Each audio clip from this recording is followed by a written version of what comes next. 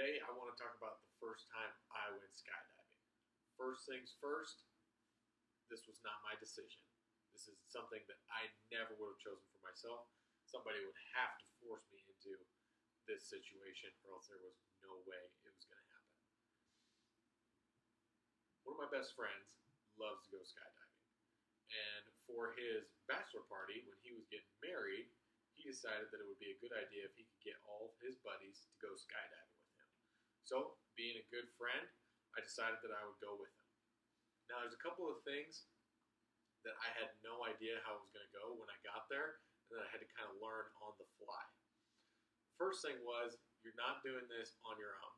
So, in this picture right here, you can see this guy, he's totally alone. That's not how it goes when you're doing it your first time. You have to go tandem style. And what that means is that somebody is going to be strapped onto your back, an instructor who's done multiple jumps before, so they can make sure that this goes as smooth as possible. Now, one of the most nerve-wracking, unsettling moments that I've ever had, besides the actual jump, was meeting my instructor. This guy was a hippie. He had a ponytail. I did not trust him for a second. You got to be thinking to yourself, what kind of a person says, hey, I want to be a skydive instructor for my job, and I want to jump out of planes regularly? Not a very sound-minded kind of guy, if you know what I mean. So I was a little bit worried. But after getting to talk to this guy a little bit more, I asked him, I was like, so how many times have you done this? And he's like, oh, I'm coming up on my 7,000 jump marker. Meaning he's done almost 7,000 jumps. And he's still alive.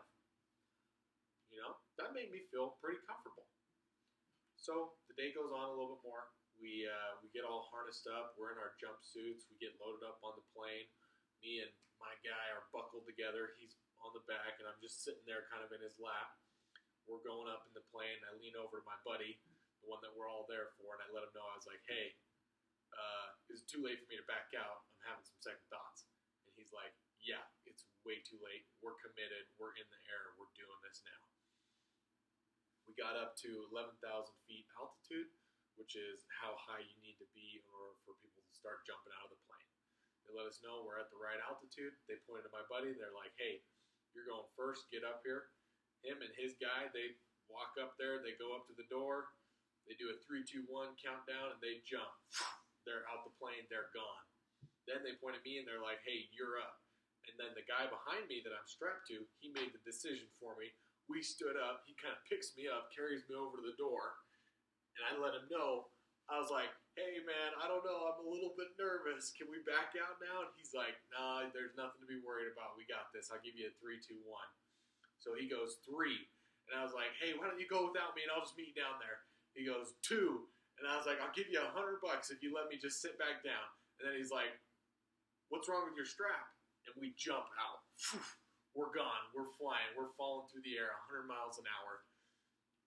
Huge rush. Terrifying moment. I'm falling.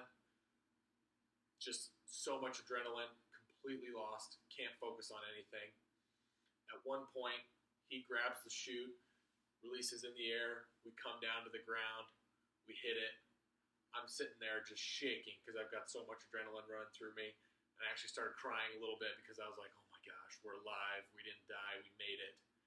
And the guy, he's like, man, you gotta relax a little bit. Like, we made it. We're done. We're safe, because I'm still shaking. And he's like, this wasn't a big deal. And I was like, well, you're kind of right. I did it. He did it. That guy over there, they all did it. Nobody got hurt. We're all safe. And you've done this thousands of times. And you're totally fine.